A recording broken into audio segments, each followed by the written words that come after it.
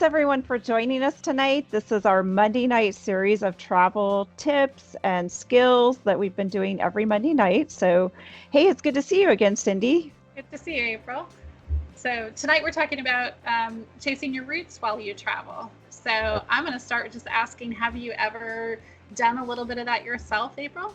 Yeah, it's kind of always been a part of my growing up, I'd say. I mean, we started in fourth grade. We had a big family history project, and so I wrote a paper, talked to my relatives. My dad always had an interest in his side of the family because we always heard about it would have been like I think his great either first great or second great grandfather who immigrated from Germany and the last name Bielefeld, and the fact that Bielefeld is there's a town in Germany called Bielefeld. So we always wondered, like, this young man was escaping the compulsory draft in Germany during those years. So did he change his name? Was that really his last name, or is that a real family name? So there was kind of always that question mark there. And then we always took summer vacations, and one summer we went to Salt Lake City, and my family went to the library. There's a big library there that's dedicated to family history research. And going through that library, we came across a book, again, on my mother's side, my grandmother's side. The book was all written about the Weeks family and how they tied into our family. So that spurred a later trip to the East Coast. So yeah, I just always had this love of learning about my family and where they came from, and then trying to visit those actual places. That's amazing. And I think we all love that. I mean, I can honestly say that when I travel home to Iowa with my kids, we have a tendency to drive through neighborhoods, oh, there's the house we lived in and the school I went to. And there's something about connecting to those spaces, even yourself after you were there, but also sharing that with family members and so forth. So it's such a great thing to do. And traveling, making a special trip or journey just to visit a place is something that a lot of people do. So we've got Mary, who's going to chat with us tonight about using your DNA to kind of chase your ancestors and find out where that is. So let's listen to Mary and talk to her for a bit. Sure. Great to be here. Yeah, so why don't you start and share a little bit about when or how you got interested in finding your own family history? I think we all come about that in a little bit different way. Right, and actually in the last DNA lab that I worked in, which was here in Madison, I worked with someone who became my best friend, and she is from England, and so for the holidays, she didn't go home always, and she came to my house, to my mom's house for one holiday. And my mom said, oh, well, we have English ancestors. And, I thought oh, well, sure, a lot of people do. And then she said, oh, I have this book about them.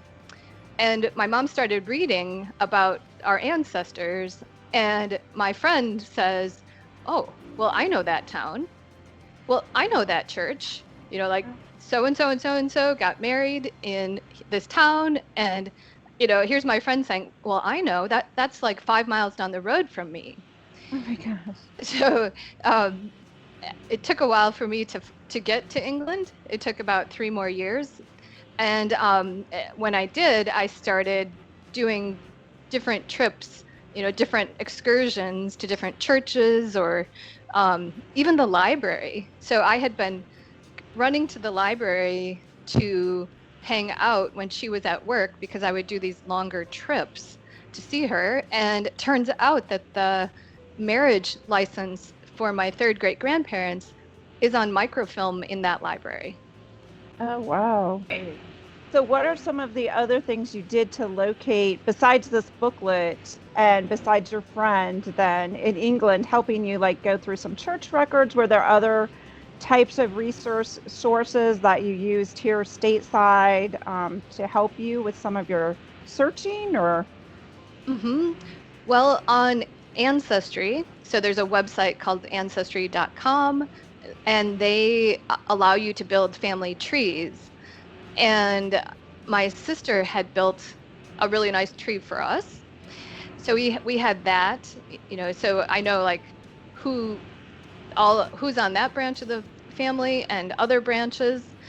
Um, and also, I was really lucky because I found a, an organization in England that had a CD, and the CD had local churches with maps of their graveyards. Oh, wow. And Okay. so along with an index, so I could Huh. go to the tree, and then I could look in the book, or excuse me, I could look on the CD for what church and where in the graveyard were people buried. So that was really helpful. Right, right. And what are some of the challenges you found? Because I know just researching my own history, I know oftentimes the challenging part can be the female lines, because often when you get back far enough, at least in my experience, I was finding like they just kept the one woman's first name, or sometimes a person would have, because of the times, because of if they were on a farm, let's say, they'd have more than one wife. So then it's kind of like, well, am I, a descendant of this person, of this female? So can you speak a little of that? Sure, sure. And that's a really common problem where Okay. it's much easier to trace the men than it is to trace the women. And, you also have nicknames.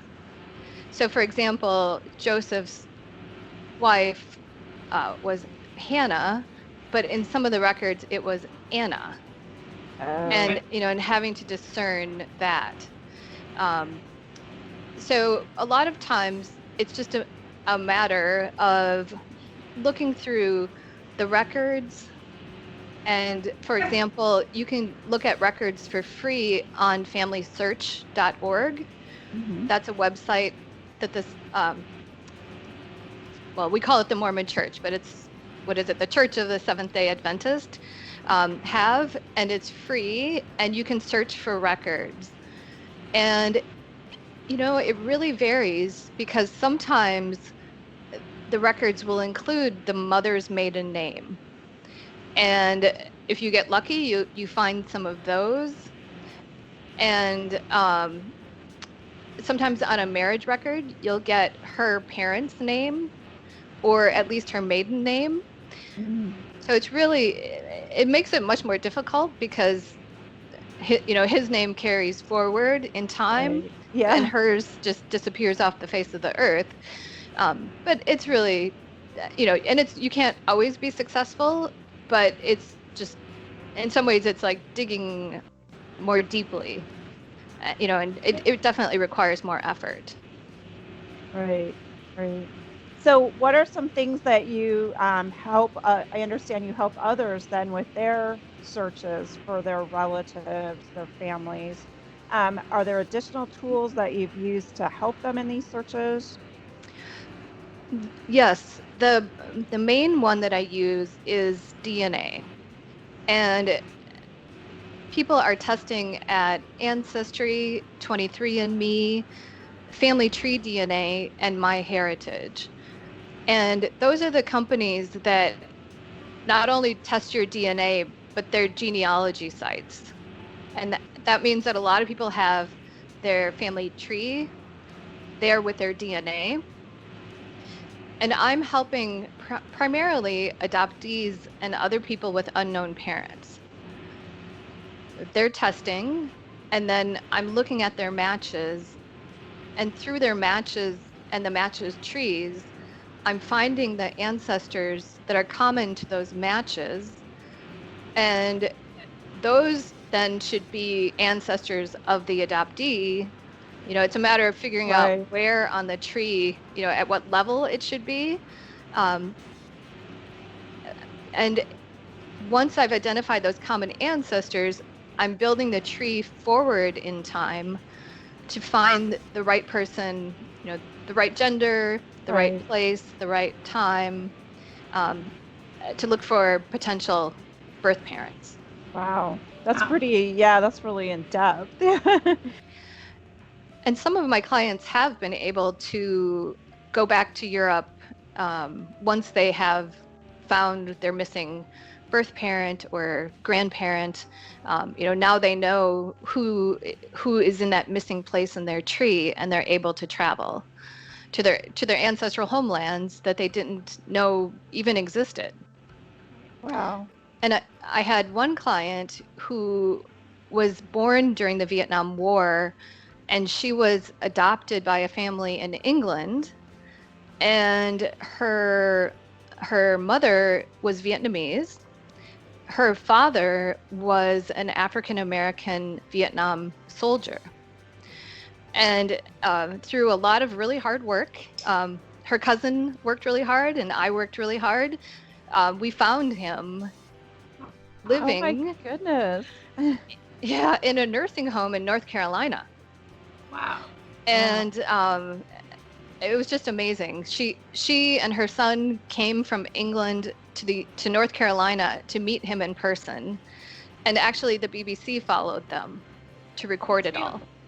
Oh. And like it was a few years ago that this happened, and it still just like brings tears to my eyes thinking about it. And her growing up in England, in a really small town in England, and not fitting in, and always wondering where she came from. Right. Okay. Right. That's beautiful that you were able to do that. And you're telling that story. Do you have a story of something that was really surprising that somebody found out, something that they just didn't know, and they were really surprised and shocked to find out that was part of their heritage? I have one client, and she wrote a memoir about this, and her dad died when she was 8.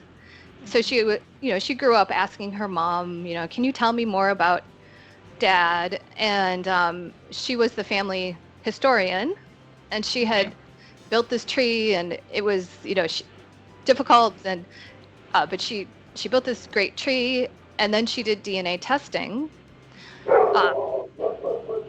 only to discover that the dad who raised her wasn't her biological father. Oh. And she was, of course, quite shocked, because that was not. She did DNA testing to find out more about the dad who raised her, and in the process, she discovered, a brand new biological father, a couple of half siblings, and a whole bunch of cousins from South Carolina. Wow. And, yeah, it's just you never know what's going to happen when you test, and I think it's really important that if you're going to test yourself or ask somebody else to test, to ask that person, if I find something surprising, do you want to know? Yeah, that is probably an important question to ask. Right.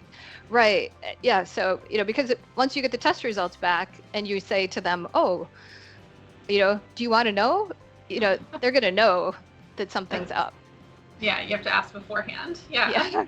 Right. To look into your history. But from a travel perspective, knowing where the climate and the area and the people that are yours. I know we just spoke to a gentleman yesterday who was at Italy. Was that where he was at?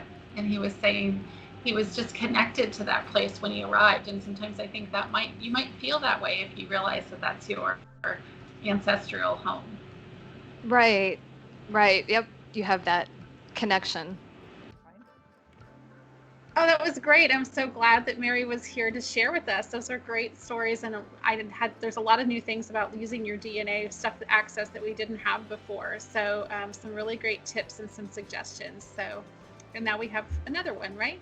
Yeah, we have Lisa joining us. I'm excited to have Lisa sharing about searching her family roots in the Carolinas and the eastern part of the United States. I know, all of us take these different steps to try to find our relatives, and there can be challenges and roadblocks, and sometimes buildings don't always exist anymore. So I just am excited to hear maybe some of her challenges and stories. So thanks for joining us, Lisa. Oh, well, thank you for having me. I'm really excited to be here. Oh, great. So share with us a travel story that also involved researching your family tree. Oh, sure. Well, I love research my ancestors. And one of the really cool things I think as a genealogy researcher is that I have found is that you don't always have to do these really large trips like overseas that everybody wants to do, which I do want to do. Right. There's a lot locally here in the US or even locally where you live that you can do, that you can visit as part of, kind of your heritage to find your roots. So when I started doing my research, I actually only live about an hour and a half from where my dad grew up and where several generations of the family lived in Virginia. So I decided I wanted to see the sites. Now, this is South Central Virginia, so it's not like it's a tourist destination or anything at this point, but it was a place, it had a lot of meanings. It was a tourist destination for me. So I did all my research, found all the places. My dad went with me, which was fabulous because he had all the stories. And we went to see the sites. And these sites included things like the cemetery that was out in the middle of nowhere. Okay. The little tiny church cemeteries. The bridge that my grandfather would have to walk across when the river flooded. It was the railroad bridge, so he'd have to actually walk along the railroad bridge on the track, or the tracks on the bridge, to get to work because it flooded.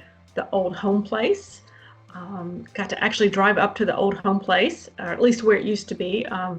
Had to be taken down for safety reasons. So I got to see all of these really cool places that were out of the way, but yet it's literally where my ancestors walked. So that was a really cool. That was a really cool trip. And for me, that was actually a day trip because we were able to do it. It was a long day, but we did it in a day trip. Wow. So yeah, that's a really lot. cool. It sounds like to pack into one day doing, stopping here and stopping there. So you really orchestrated it out, I guess, ahead of time. I had it planned, and the tricky thing was that I had to have it planned. I had to have it well planned with Google Maps because parts of this area, I mean, we were pretty rural at this point. There were, I didn't always have cell phone reception at this time out there. I think it's better now, but so you had to know where you were going or you might not find your way back to the main highway, at least in that state. But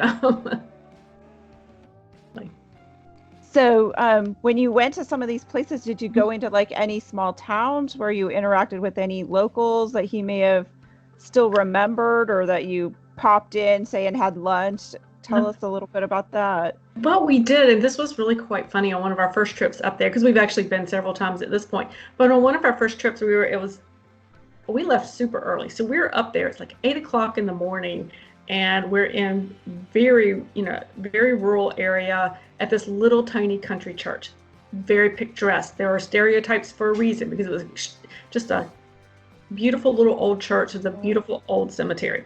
And we're standing in the cemetery, and I'm thrilled because I'm literally standing where my great-grandfather is buried, and I'm taking pictures of all the ancestors because I'm a genealogy researcher, and well, we get excited about cemetery research. Creeps my kids out, but I spend a lot of time doing it. And this truck pulls up, this old pickup truck pulls up, and this man gets out. He's probably in his 70s at this point. And he was very friendly, but it was very obvious he was checking us out because we weren't known in that community. And, early Saturday morning, here we are out in the graveyard. And so he was checking us out. So we introduced ourselves, and I actually, at that time, I had just gotten business cards because, as I said, I'm a genealogy researcher. And so he's like, and when he realized who we were, who I was interested in, he opened up with the stories. He goes, "Do you want to see inside the church where they worshipped?"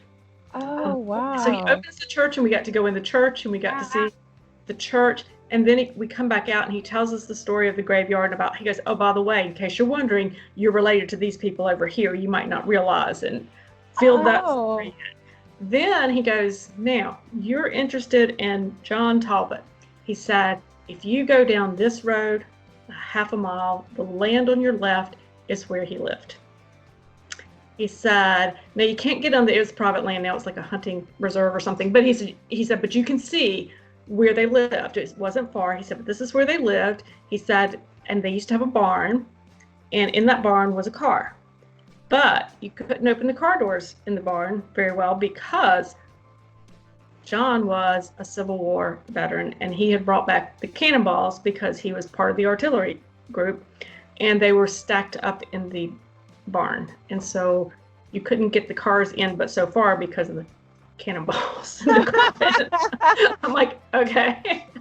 So, but I mean, I never knew that story, never heard that story. And then my dad and this gentleman keep talking. They were in the same schoolhouse. They didn't really know each other, but a lot of common people that they knew in common. So it was I thought, how crazy is this? I'm standing in the middle of a cemetery in this very, very small community. I mean, it's not even a town at this point. It's just a community. And it was a really cool way to be able to do that and to make that connection and to meet people. And you think that happens once in a while. It happens on almost every trip I make. I'll run somebody or something, or you'll talk to somebody about things. Yes, it will happen quite frequently. Exactly. So what are some tips for those that are looking to do something maybe even locally, as you suggested? Because I think what you brought up is beautiful, that many of us just think, oh, that's just a little town in the middle of, the Midwest, or, don't need to go there. I know they were born there. So where should people start to, make those plans, even if it's domestically? I think one of the best things to do is to first off just ask your family so that you know where you want to go. Kind of think about why are you going and what do you want to get out of it, and then ask your family. If it is that connection piece that or research piece as a genealogy researcher or family historian, is make sure you've talked to the family and you know where to go, and maybe the more interesting places that you might want to go. Ask, where was so-and-so buried, or is there a family cemetery that I can go visit? Because sometimes if you're researching a rural area, those cemeteries can be quite a ways out or just pretty isolated. And even church cemeteries, if you're looking at a city, you could go to New York City and you could, find the church where your ancestors worshiped. Well, guess what? A lot of times the cemeteries were not next to the church because of the land issues. They would be somewhere else. So you want to research that type of thing out and ask the family. Get as much information from the family as you can before you start. But if you don't have anybody, you can just start with some good genealogy research. I talk a lot about that on my website, about how to get started researching genealogy, but how to use birth certificates and marriage certificates to find out who your ancestors were, death certificates. And then using census records, you can track your ancestors through the census records to get started as well, to be able to connect a number of generations back. That's kind of how I usually tell people to start, is to start with what you know, and so that you know where you're going. You can kind of figure out where the locations are. And if you don't have that family, start with those birth, marriage, and death certificates, because they all have locations on them, and those locations will tell you, either where the families are buried. That might tell you where somebody got married. It could tell you, the church, if it was a church, what church they got married in. So then you can go pursue that church as well. So, and then the census record is usually the next step I send people to, because you can go quite a ways back on those.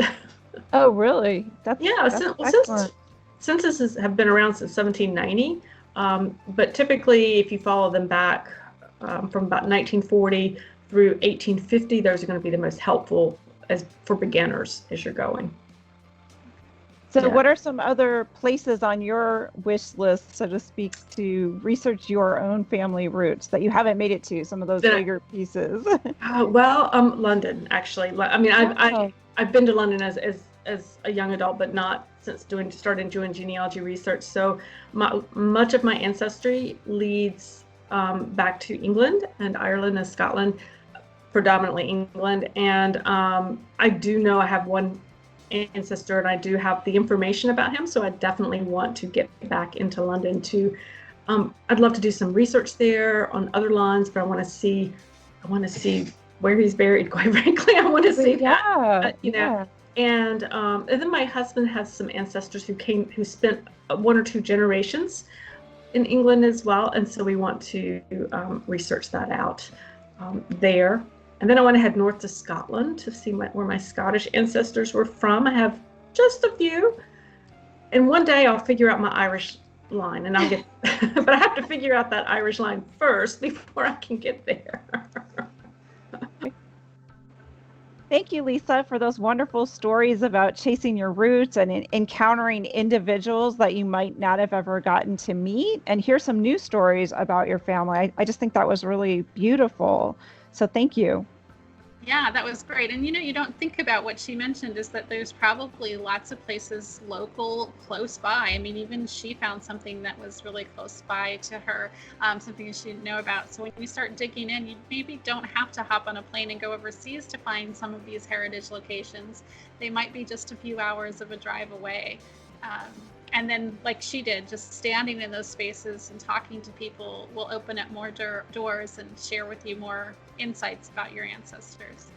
Right. I think that was the big takeaway too of being open. If you make a short trip, stay there, hang out a little bit, go into, if there is a neighboring town, find the local diner, the place where more locals are apt to be, and then be in the right headspace yourself to be inquisitive. People will be drawn to you just because you're the outsider. And it's funny, when I've gone to New England too, you go into a country store and immediately people are like, you're not from these parts, you locked your car or whatever it is. And that may open a conversation of why you're there, where you're wandering about, and you just never know that they may point you down the road to a piece of land or an old church. And I think that's an amazing, beautiful thing. Yeah. Actually, you reminded me of a story that I can share. Just exactly that, like being open. We were in our shared hometown of Hopkitten, my family, and we were trying to share the neighborhood with my children, and they were pretty old, but they weren't babies, but they're adults now. So it was in their teen years, and we were driving through Hopkitten, and just my mom wanted to share the cemetery, drive by there where her parents are buried, and brothers and sisters. And we're driving through, and my mom was looking for a specific little store. She had in her head a little store that her and her sisters had visited frequently as children. And we had driven down the street and couldn't find the store. So we're driving along, and there's this woman just walking, probably about my mother's age, just walking along the road, probably for exercise or going from one place to the other. And so we just slowed our car down, rolled the window down, and my mom asks her, hey, do you know where this place is? And she stops and she has a little chat with my mom. And within minutes, we realized that she knew my mother's family. Her parents knew her knew of them and when they lived there. So we had it wasn't super eye-opening. We didn't learn a ton, but it was a really interesting conversation about how they knew her family when she was living there, with her parents when they lived there. So just asking, like I said, being open, that was what you were talking about. Just being open to say, hey, I'm looking for this family, or this is why I'm here. You'd be surprised what people know. Even if they haven't lived there all their lives, they probably have heard stories in these communities about what's happened there. Well, even just opening yourself up. Like, we didn't even know that both of our mothers were born in the same hometown. I think we knew each other for like a year, and then, I don't know, just in conversation, it finally came up like, oh, well, you're from Iowa, I'm from Iowa. That didn't even register until you said Hopkitten, right? Right, exactly. We were like, what? Yeah, so you'd be surprised what you would know if you asked people. And I think just like what Lisa was talking about, is just traveling domestically, just close by, and going to these communities and just mentioning that this is where you're from or you have family here. People love to talk about history and about their families, so you might learn something and uncover, like Lisa did, something that is a new story, right? A new piece of history. So well, I think we're good for tonight, but let's let folks put comments and stuff in the bottom if you have questions, especially if you've had a good story, share with us. Maybe we could interview you and talk to you about your story. Yeah, we'd love to hear it. Right? We'd love to hear those stories. And we'll add Lisa and Mary's contact information. So if you want to reach out to them about help chasing your heritage and so forth, you can do that. Yeah, excellent. Thanks, everyone, for joining us tonight. It was really fun to discuss. All right. Thanks, everybody. See you next time.